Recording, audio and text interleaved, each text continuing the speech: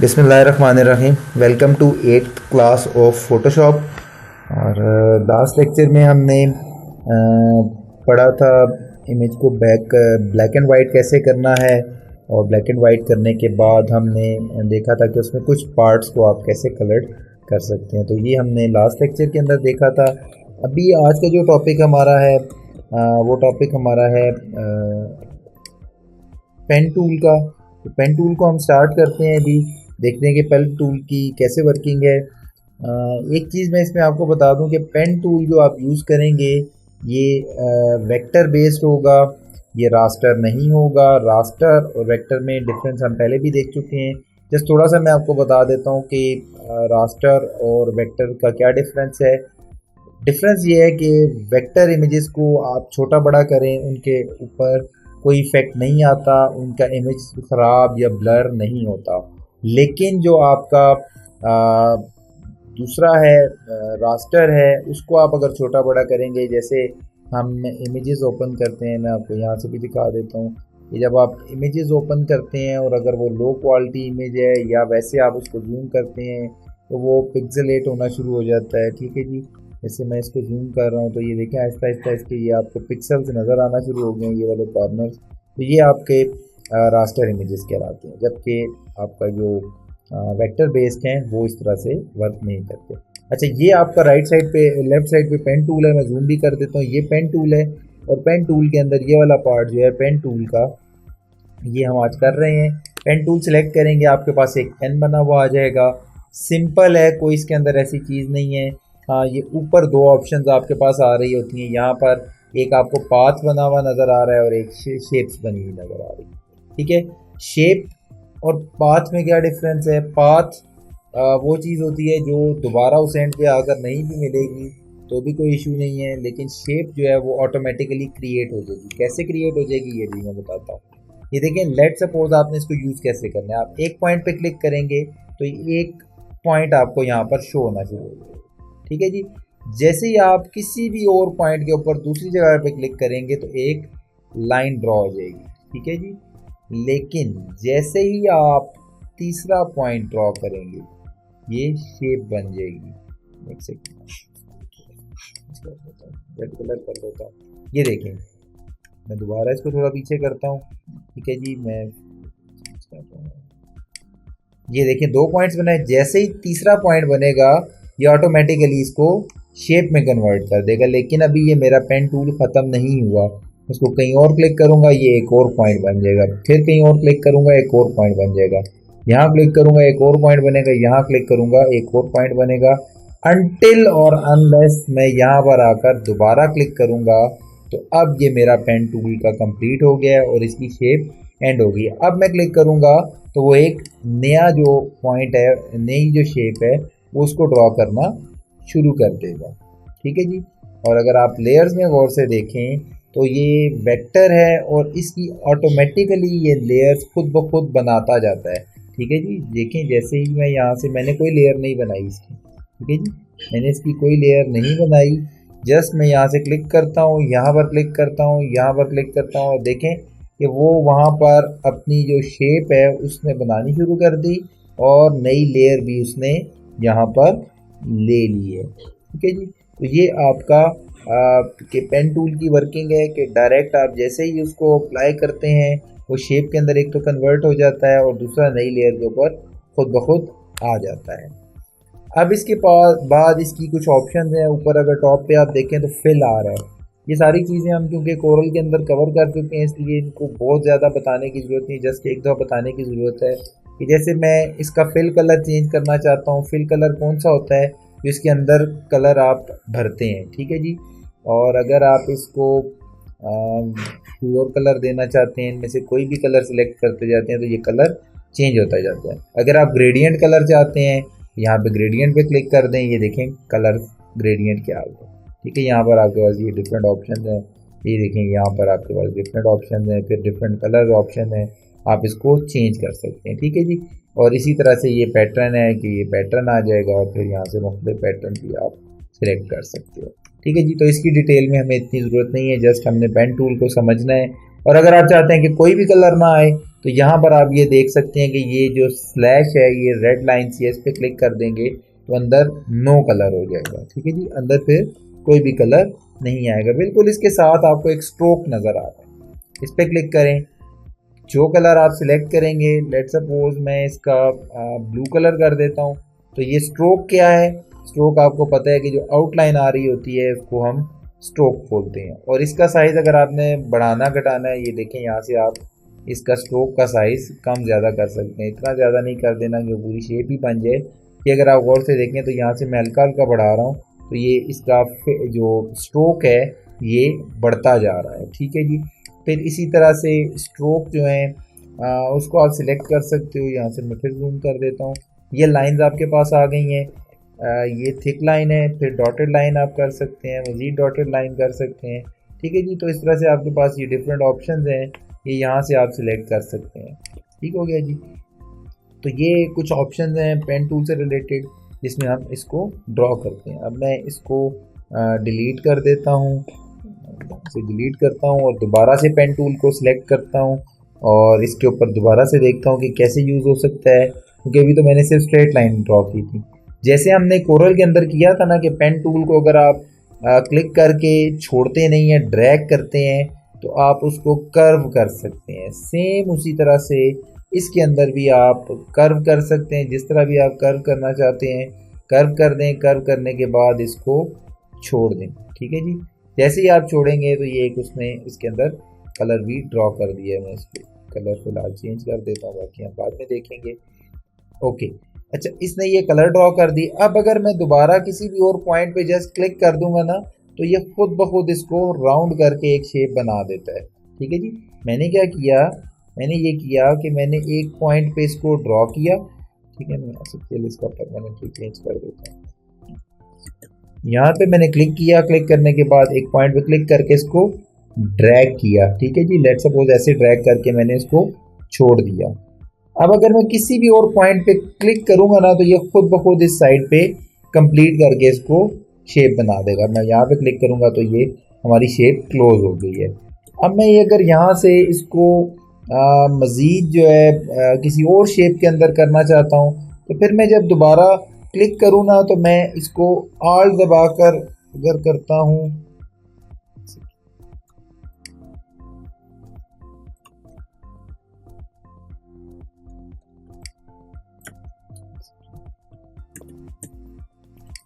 यहाँ से मैं इसको कर्व करता हूँ और कर्व करने के बाद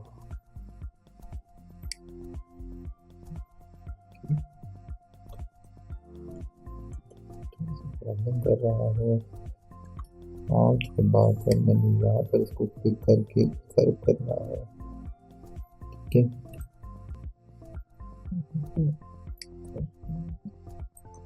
इससे देखिए, लेकिन मैं इसको चेक। ओके जी। तो आपने मैं आल्ट दबाकर नीचे क्लिक कर रहा था। मैं इसको दोबारा से आपको बता देता हूँ कि यहाँ से मैंने इसको यहाँ से मैंने क्लिक किया, यहाँ से ड्रैग करके जब मैंने इसको यूँ किसी भी एक शेप में आप ड्रॉ कर लें इसको। ठीक है, मैं इसको यूँ कर लेता हूँ ड्रॉ। ठीक है, इसको करने के बाद अगर आप नेक्स्ट पॉइंट पे ड्रॉ करेंगे तो एज इट इज़ जैसे मैंने आपको बताया सर्कल बना देगा। अगर आप आल्ट दबाकर इस पॉइंट के ऊपर एक दफ़ा क्लिक कर दें, कीबोर्ड से कौन सी की दबानी है आपने, आल्ट की।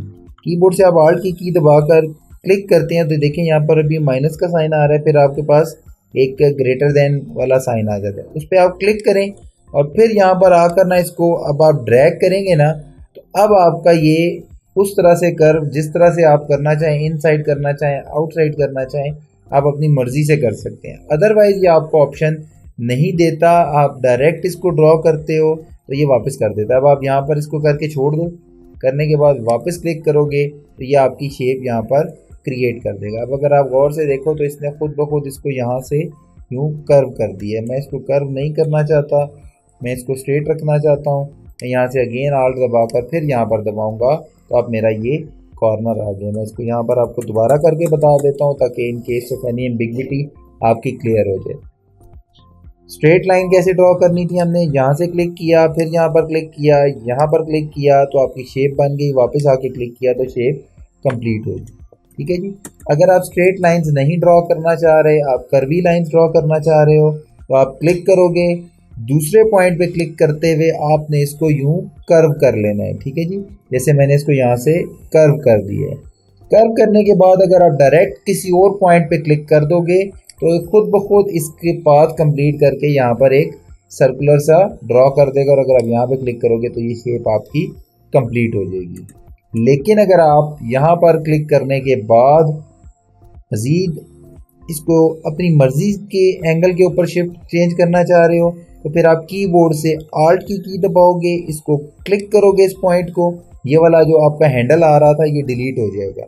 ठीक है, अब आप किसी भी पॉइंट पे क्लिक करो, ठीक है जी, और इसको अपनी मर्ज़ी से जिस तरफ मोड़ना चाहते हैं मोड़ दें। और अगर आप चाहते हैं कि यहाँ पर पॉइंटी आए, यानी कि बिल्कुल एज कॉर्नर आए, तो आपको आल्ट दबा के दोबारा इसको क्लोज करना पड़ेगा ताकि ये इस तरफ को कर्व ना करे। वापस आप इस पॉइंट पे आके क्लिक करोगे तो अब ये आपका कॉर्नर आ गया। ठीक है जी, तो ये इसके अंदर पेन टूल के अंदर आपके पास ऑप्शन हैं कि आप कैसे इसको अपने हिसाब से कंट्रोल कर सकते हैं। ठीक है जी, मैं इसको भी बंद करता हूँ, ये उम्मीद है क्लियर हो गया होगा। मैं एक रैंडम सी शेप बना लेता हूँ, लेट सपोज ये शेप बना ली और एक ये आपका रेक्टेंगल बन गया। अब जैसे हम कोरल के अंदर अपनी नोड्स ऐड करते थे, इसमें भी आप नोड्स ऐड कर सकते हो। ठीक है जी, नोड कैसे ऐड करोगे, जैसे ही आप लाइन के ऊपर लेके जाएंगे ना, अभी अगर आप, मैं इसको जूम करता हूँ ना, पॉइंटर की तरफ गौर से देखिएगा कि ये एक स्टेरिक साइन इसके साथ आ रहा है, स्टार का साइन बना हुआ आ रहा है। लेकिन जैसे ही आप किसी लाइन के ऊपर लेकर जाएंगे ना, तो उस लाइन के ऊपर एक पॉइंट बना हुआ आ जाएगा और साथ प्लस का साइन आ जाएगा। ठीक है जी, तो ये हम पहले भी देख चुके हैं कोरल के अंदर भी कि नोड्स हम कैसे क्रिएट करते हैं। तो यहाँ पे आप सिंपली एक क्लिक करोगे तो ये नोड आ जाएगी, और नोड के यहाँ पर दो हैंडल्स भी आ जाएंगे। ठीक है, जैसे उसमें हैंडल्स आ जाते थे। फिर आप किसी और पॉइंट पे जाके क्लिक करते हो, यहाँ पर एक और पॉइंट ऐड हो जाएगा। फिर यहाँ पर ऐड करते हो, यहाँ पर एक और पॉइंट ऐड हो जाएगा। फिर यहाँ पे क्लिक करोगे तो एक और पॉइंट हो जाएगा। ये पॉइंट एडिशन है, आप ऐड कर सकते हो। ये राइट क्लिक करो आप यहाँ से, तो ये ऐड एंकर पॉइंट यहाँ पर भी ऑप्शन आ रही है, डिलीट एंकर पॉइंट यहाँ पर भी आ रही है, लेकिन आप जस्ट सिंगल क्लिक से यूज़ कर लो, इसको देखने की ज़रूरत नहीं है। ठीक है जी, अब सिंपली आपने क्या करना है, अगर आप कोई नोट डिलीट करना चाह रहे हो, पेन टूल आपके पास है, दोबारा आप उस नोट के ऊपर लेके जाओगे ना, तो ये देखिए माइनस का साइन आ रहा है। और अगर आप इस नोट के ऊपर लेकर जाओगे तो यहाँ माइनस का साइन, जितनी भी आपने ये नोट्स क्रिएट की होंगी, एंकर पॉइंट्स इनको बोलते हैं फोटोशॉप में, इस पर क्लिक करोगे ये वाला पॉइंट डिलीट हो जाएगा, और अब आप देखेंगे यहाँ पर ये कर्व हो गया। ठीक है, फिर आप इस पॉइंट को डिलीट करना चाहते हो, ये भी डिलीट हो गया। इसको डिलीट करना चाहते हो, ये डिलीट हो गया। और आप जितने पॉइंट्स बनाए थे उनको डिलीट करना चाह रहे हो, आप डिलीट कर सकते हो। ठीक है जी, मैं यहाँ से इसको थोड़ा वापस करता हूँ। और अगर आप इसको कह लो कि आल्ट दबा कर करोगे तो ये आपके पास दोबारा से आपको हैंडल्स दे देगा, और आप अपनी मर्जी से इसको गोल भी घुमा सकते हो। तो दो चीज़ें आपके पास आएंगी। ठीक है जी, मैं इसको ज़रा वापस करता हूँ, एक ही इस पॉइंट पे रहता हूँ और इसी को चेंज करने की कोशिश करता हूँ। अब अगर आप चाहते हैं कि ये वाला पॉइंट मैं यहाँ से उठाकर यहाँ ऊपर ले जाऊँ, इस पॉइंट पे ले जाऊँ, इस पॉइंट पे ले जाऊँ, तो वो भी आप कर सकते हैं। लेकिन उसके लिए आपको क्या करना पड़ेगा, कीबोर्ड से आपको कंट्रोल की दबानी पड़ेगी। ये देखें, जैसे ही थोड़ा जूम करता हूँ इसकी तरफ, कंट्रोल की दबाता हूँ, तो आप देखोगे कि पेन टूल जो है वो एक एरो के अंदर चेंज हो जाता है। तो इस एरो को पकड़ के आप ऊपर करोगे तो ये यहाँ पर आकर राउंड हो जाएगा। ठीक है जी, यहाँ पर आकर ये राउंड हो जाएगा। ठीक है जी, लेकिन ये देखें राउंड हो गया है ना आपने, मैं दोबारा बता देता हूँ, कंट्रोल दबाकर आपके पास ये क्लिक आ जाएगा, आप इसको उठाकर किसी भी एक पॉइंट के ऊपर ले जाकर छोड़ दें तो ये आपका कर्व हो जाएगा। लेकिन अगर आप चाहते हैं कि कर्व ना हो, यहाँ पर ये पॉइंटिंग आए और ये लाइन भी स्ट्रेट आए, तो वो भी आप कर सकते हैं। जस्ट आपको कीबोर्ड से आल्ट की दबानी पड़ेगी। मैं दोबारा बता रहा हूँ, आल्ट की दबाएंगे तो ये स्ट्रेट हो जाएगी लाइन्स। ठीक है जी, और स्ट्रेट होने के बाद आप अपनी मर्ज़ी से अगर इनको कर्व करना चाहते हैं, दोबारा आल्ट दबाएं और इसको क्लिक करें, तो आपके यहाँ पर दो हैंडल्स आ जाने चाहिए।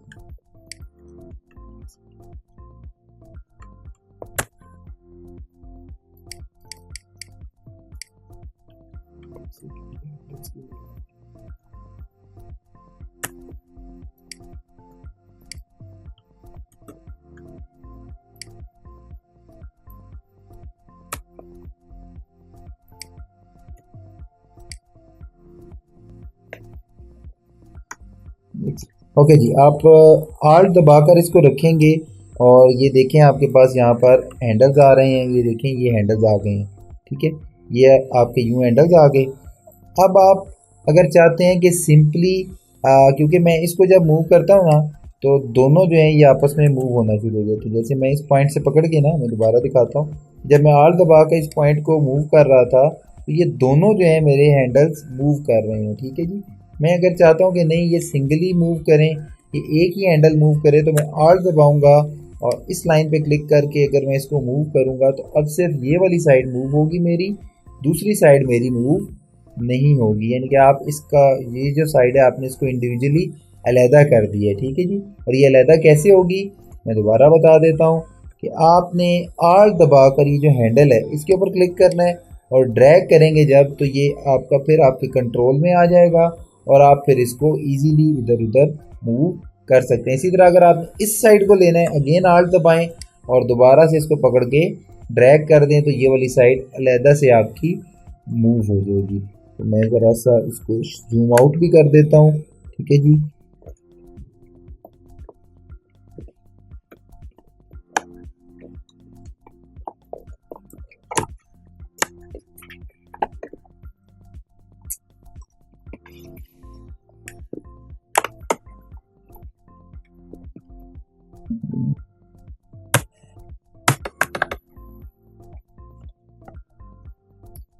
तो जी मैं कोशिश कर रहा हूँ इसको जूम आउट करने की, लेकिन जूम आउट नहीं कर रहा इसको।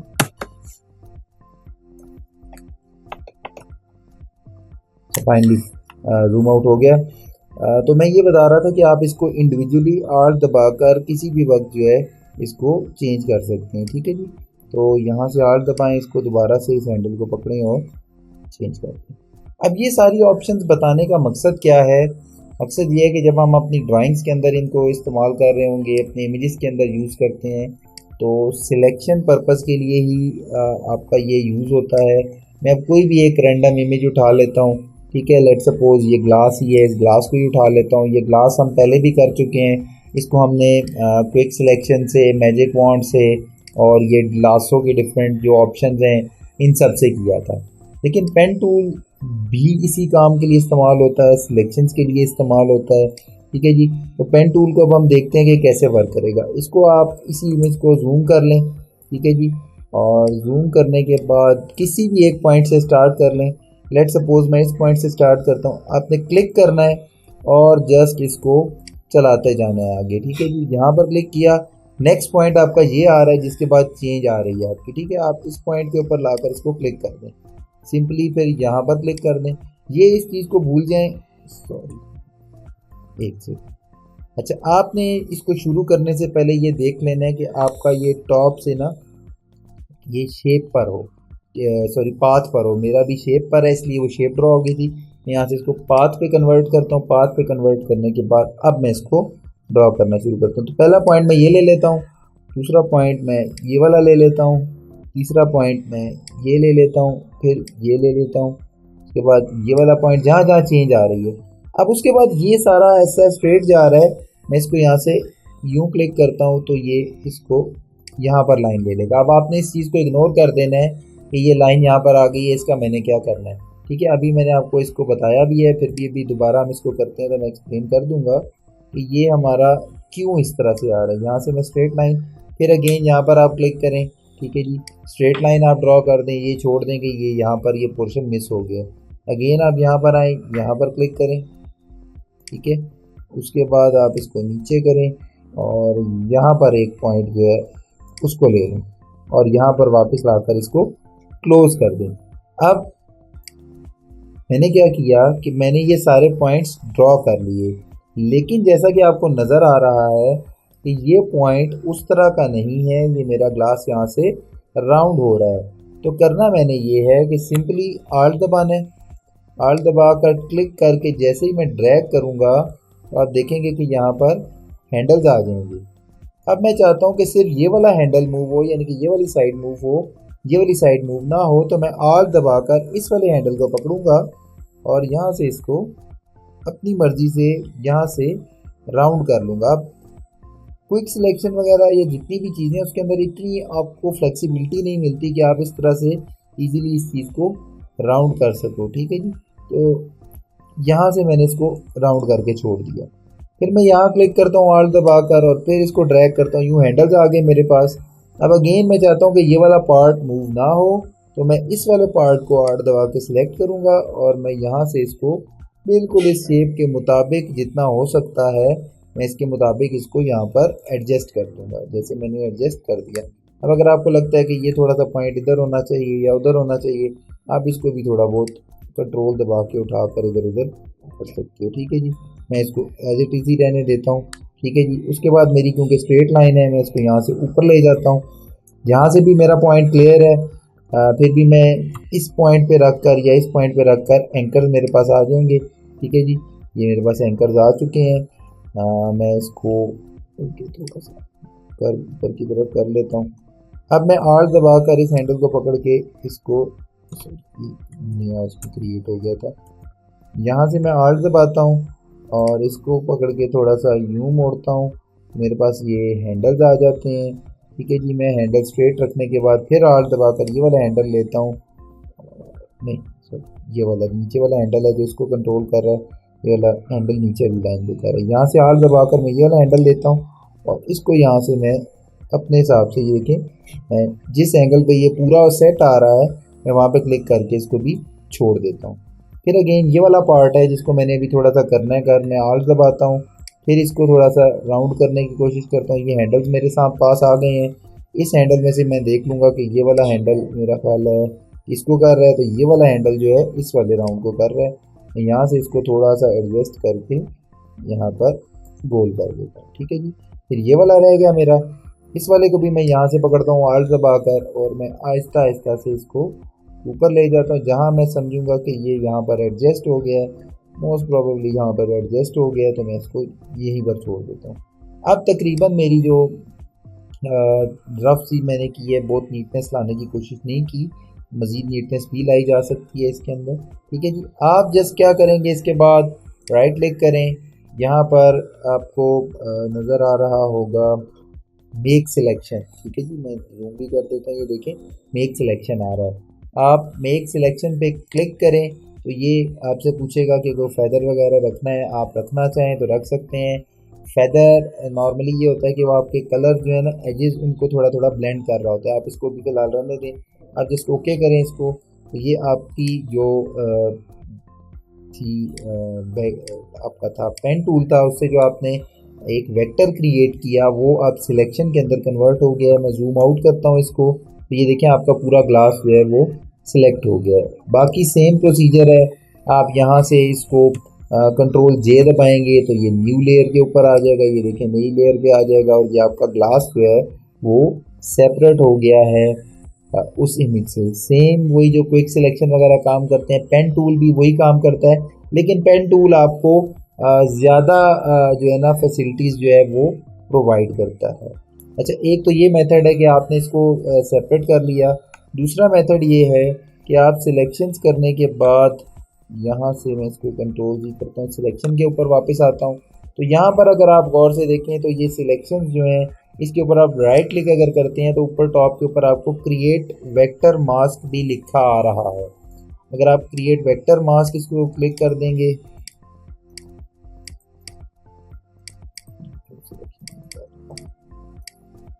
ओके ये भी नहीं कर रहा क्योंकि मैंने ऑलरेडी इसकी सिलेक्शन की है। यहाँ से मैं राइट क्लिक करके क्रिएट वेक्टर मास्क करता हूँ, तो ये देखें आप जैसे आपका लेयर मास्क था ना वैसे ही इसके साथ एक वेक्टर मास्क ऐड हो गया है। अगर आप इसको डिसेबल करोगे, डिसेबल वेक्टर करोगे तो आपका पूरे का पूरा इमेज वहीं पर मौजूद है। आपको नई लेयर क्रिएट करने की ज़रूरत नहीं है, जस्ट आप उसके ऊपर क्योंकि एक मास्क ऐड कर देते हो, आप शिफ्ट दबाकर इसको यहाँ से क्लिक करोगे तब भी इनेबल डिसेबल हो जाएगा, यानी कि आपने वो नई लेयर के ऊपर भी नहीं गए लेकिन आपने उसी के ऊपर एक मास्क क्रिएट कर दिया। अच्छा, ये तो हमारी सारी लेयर मास्किंग और वेक्टर मास्किंग हो गई है, ये दोनों ऑप्शन हमारी हो गई हैं। मैं अब एक और चीज़ की तरफ आपको लेकर चलता हूँ। ठीक है जी, वो है ये लेयर्स के साथ चैनल्स है और चैनल्स के साथ पाथ है। आपने इस पाथ के ऊपर क्लिक करना है तो आपको यहाँ पर वर्क पाथ लिखा हुआ नज़र आ रहा है। यानी कि जो आपने सारी मेहनत की थी इसको आप सेव भी कर सकते हो। ठीक है, लेट्स सपोज मैं इसको यहाँ पे वर्क्स पाथ पे डबल क्लिक करूँगा तो ये मुझे कहेगा कि इसका नाम चेंज कर दो। जैसे ही मैं इसका नाम चेंज करूँगा इसका नाम पाथ 1 हो जाएगा। अब ये जो सिलेक्शन है मेरी सेव रहेगी। लेट्स सपोज मैं कोई और सिलेक्शन करता हूँ यहाँ से, यहाँ पर लेट्स सपोज कोई और चीज़ थी, मैं उसकी सिलेक्शन करना शुरू कर देता हूँ यहाँ से यूँ रैंडमली। मैं जस्ट आपको बताने के लिए कर रहा हूँ, यहाँ पे आके मैं इसको क्लोज कर दूँ। अब ये मैंने सिलेक्शन कर ली है। ठीक है जी, अब यहाँ पर आकर मैं अगर यहाँ पर नीचे क्लिक करूँगा ऐड ए, यहाँ पर एक होगी ऑप्शन,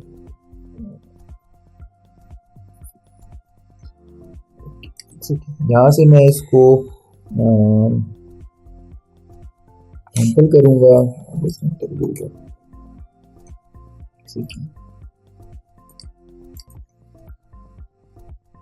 अब आप चाहते हैं कि ये वाला पाथ सिलेक्शन आपकी सेव रहे और जब आप वापस इसको सिलेक्ट करना चाहते हो आप कर सकते हो। तो आप यहाँ से न्यू पाथ लो और यहाँ पर कोई भी एक सिलेक्शन, लेट सपोज मैं कहता हूँ कि ये सिर्फ ऊपर वाला जो पत्ता है मैंने इसको सिलेक्ट करना है। मैं भी जस्ट इसके गिट ड्रॉ कर रहा हूँ, मैं इसको नीट नहीं करूँगा, जस्ट मैं आपको बताने के लिए कर रहा हूँ कि ये वाला भी चीज़ आप कर सकते हो। ठीक है जी, यहाँ पे इसको मैंने क्लिक किया, अब ये मेरा पाथ 2 हो गया है। ठीक है जी, ये मेरा पाथ 2 में सेव हो रहा है। पाथ 1 पे अगर मैं क्लिक करूँगा ना तो मेरी वो सिलेक्शन अपनी जगह पर मौजूद रहेगी, वो ख़त्म नहीं होगी। पाथ 2 पे करूँगा तो जो नया वाला पाथ आया होगा वो आ जाएगा। अगर आप इसको एक नया पाथ करना चाहते हो तो नए पाथ में आप मज़ीद लेट सपोज सिर्फ ये वाला पोर्शन करना चाह रहे हो, मैं एग्जांपल दे रहा हूँ कि अगर एक इमेज के अंदर 3-4 चीज़ें हैं ना और आप सब कुछ सेलेक्ट करना चाह रहे हो, लेट सपोज ये वाली सिलेक्शन है तो आप ये वाली नई सिलेक्शन भी कर सकते हो। पार्ट 2 पे आपकी ये वाली सिलेक्शन पड़ी होगी, पाथ 1 पे आपकी वो इनिशियल वाली पड़ी होगी और पाथ 3 पे आपकी ये वाली पड़ी होगी। यानी कि जितने पाथ्स आप एक इमेज के अंदर बनाना चाहते हैं आप बना सकते हैं, वो आपको अलाउ करता है कि आप इसको साथ साथ सेव करते रहें। लेकिन अगर आप, मैं इसको वापस करता हूँ, पाथ 1 पे आता हूँ, सारे को वापस करता हुआ, अगर इसका नाम आपने वर्क पाथ लिखा हुआ है, ठीक है जी, मैं दोबारा बता रहा हूँ, अगर इसका नाम आपने चेंज नहीं किया, ये वर्क पाथ है और आप एक नई सिलेक्शन बनाना शुरू कर दोगे तो वो पिछली को गायब कर देगा। लेट्स सपोज आप नई बना लेते हो ना तो ये पिछली को गायब कर देगा। इस पाथ 1 के ऊपर जो वर्क पाथ है इसको सेव अपने पास नहीं रखेगा और ये ख़त्म हो जाएगी, इसलिए इसका नाम चेंज करना पाथ 1 ज़रूरी होता है। तो आपने ये सारी चीज़ें होपफुली आपको क्लियर हो गई होंगी और अब आप इसको यूज़ भी कर सकते हो। अभी आपने करना ये होगा कि कुछ इमेजेस लेने होंगे जैसे हम पहले भी लेते रहे हैं। ठीक है जी, लेट सपोज ये एप्पल वाला इमेज है या ये वाला इमेज है। अगर आपने इसको एक्सट्रैक्ट करना है तो ये मेहनत तलब काम है, ये आसान नहीं है। पेन टूल इसके ऊपर बहुत ज़्यादा मेहनत रिक्वायर्ड है। जैसे मैं इस पॉइंट से अगर शुरू करता हूँ, यहाँ से इसको स्टार्ट कर देता हूँ और यहाँ से इसको मूव करता जा रहा हूँ, तो ये इतना आसान नहीं है। ठीक है जी, मुश्किल है लेकिन आप इसको कर सकते हो। अगर ये पॉइंट मेरा गलत ड्रॉ हो गया है, मैं स्पेस दबाकर इसको पिक करता हूँ और ये वापस ऊपर आ जाएगा।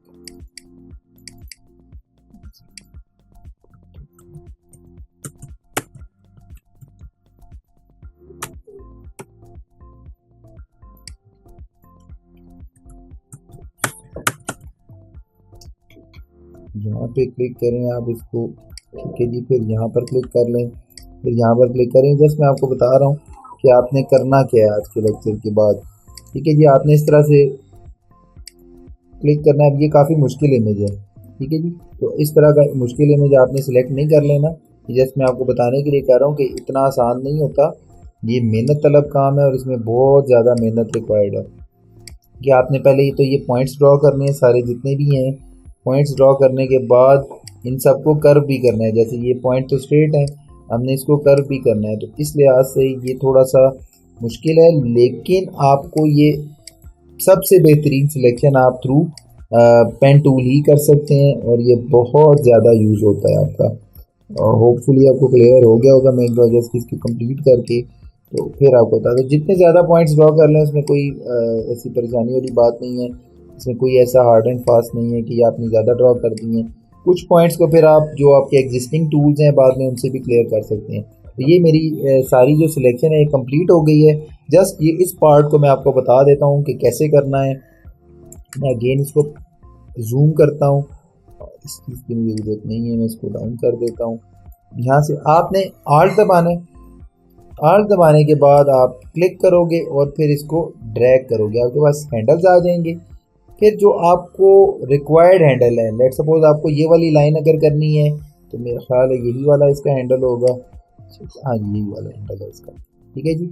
आप यहाँ पर इसको यू सेट कर दो, और अगर आप समझते हो कि ये सेट नहीं हो रहा तो आप दरमियान में एक और पॉइंट किसी भी वक्त ऐड कर सकते हो। जैसे मैंने यहाँ पर ऐड किया, आल्ट दबाया, इस पॉइंट को पकड़ के मैंने यहाँ से यूं कर दिया, ठीक है जी, और इस पॉइंट को मैंने यहाँ से पकड़ के यूं कर दिया, इस पॉइंट को आप यूं कर दिया।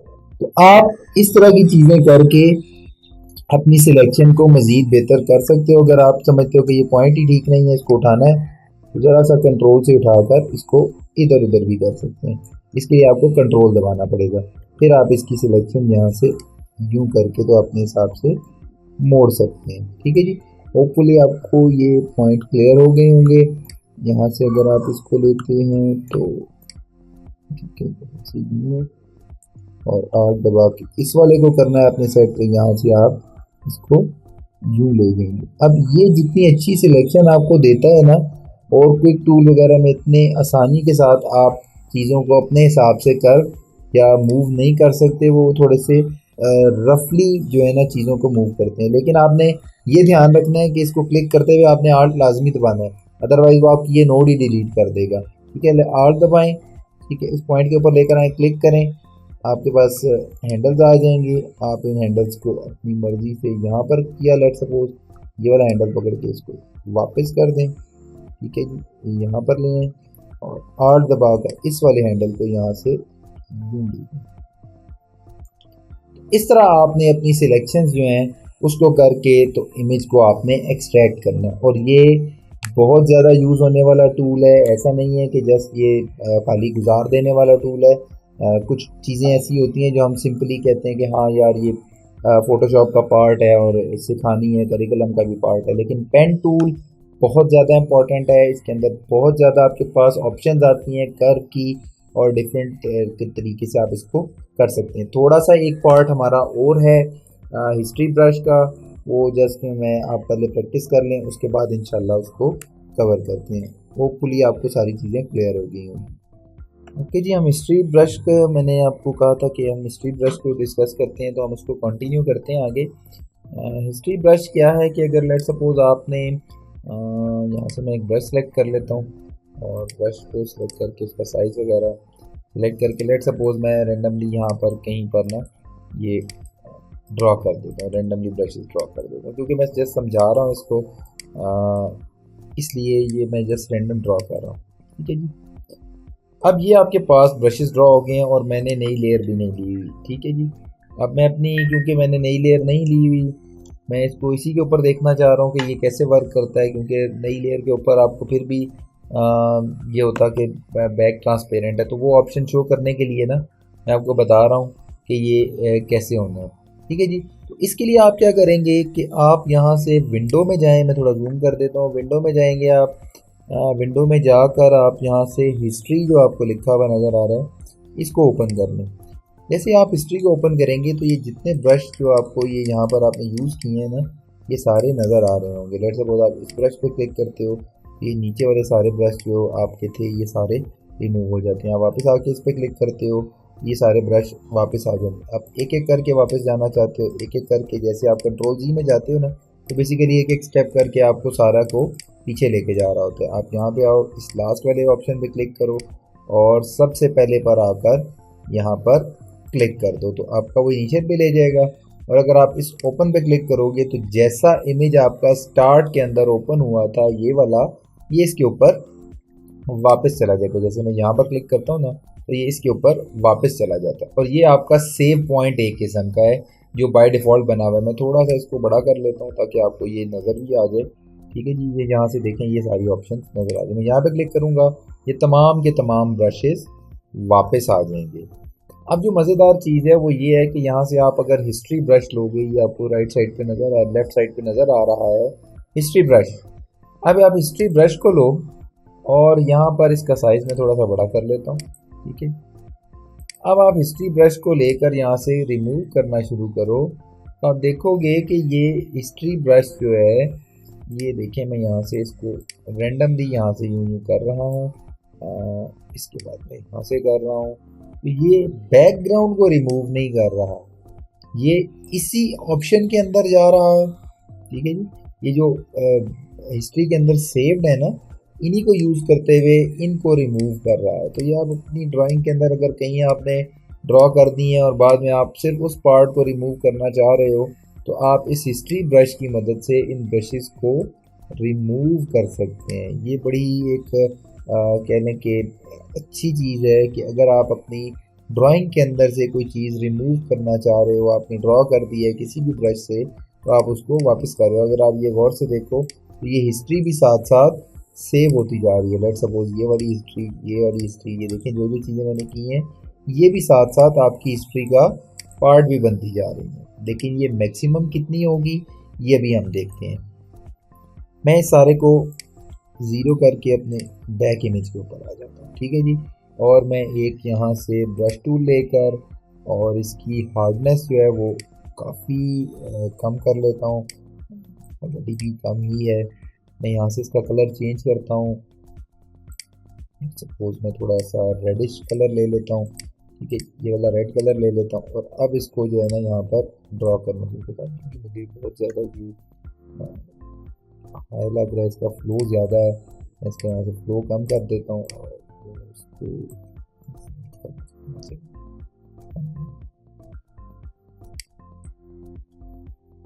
हार्डनेस मज़ीद कम कर देता हूँ इसकी, ये थोड़ा सा जो है ना ओपेसिटी भी इसकी कम कर देता हूँ ताकि ये मुझे बैक से भी ना थोड़ा थोड़ा नज़र आए। मैं रैंडमली यहाँ से इसका साइज भी बड़ा कर देता हूँ, ठीक है।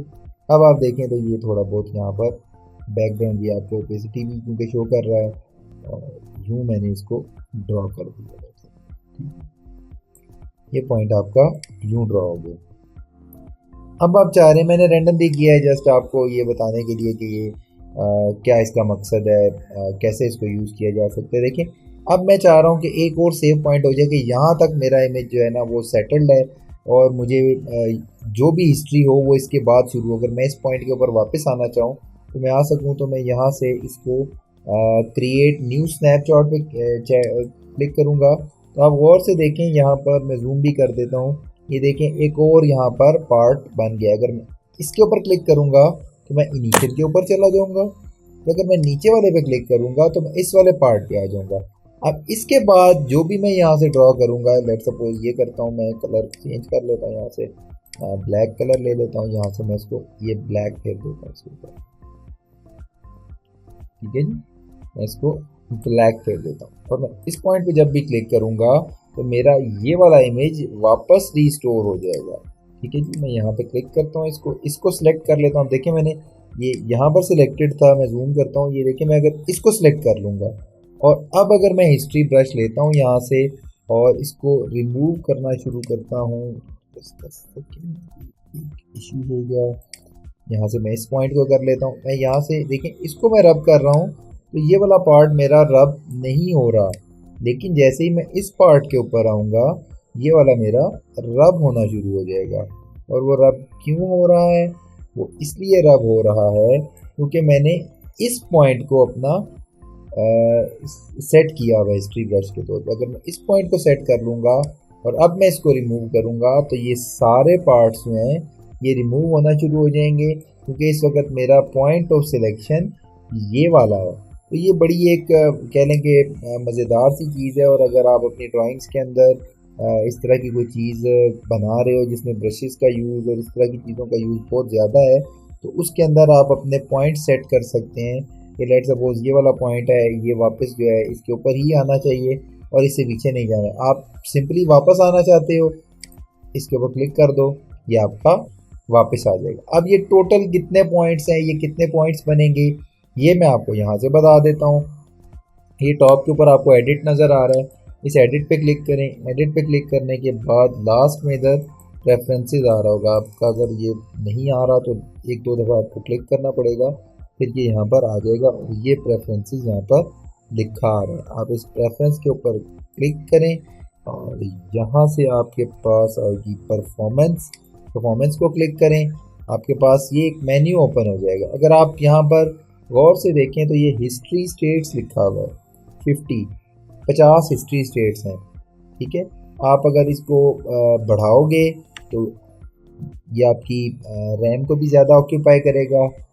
बाय डिफ़ॉल्ट इसका 50 के ऊपर है, ठीक है जी। वो समटाइम्स हम कहते हैं ना कि ये फ़ोटोशॉप स्लो क्यों हो रही है। देखें मेरा यहाँ पर इस सिस्टम के अंदर ग्राफिक कार्ड भी लगा हुआ है, तो यूज़ ग्राफिक प्रोसेसर है, इस वजह से मेरा सिस्टम समहाउ ये मुझे इतना स्लो फील नहीं होता फ़ोटोशॉप के ऊपर, क्योंकि ये ग्राफिक प्रोसेसर इसके अंदर ग्राफिक कार्ड लगा हुआ है, तो ये उसके ऊपर शिफ्ट कर देता है। बाकी भी काफ़ी सारी चीज़ें यहाँ पर आपको नज़र आ रही हैं। मेरी इस वक्त टोटल रैम जो है वो 5503 MB है।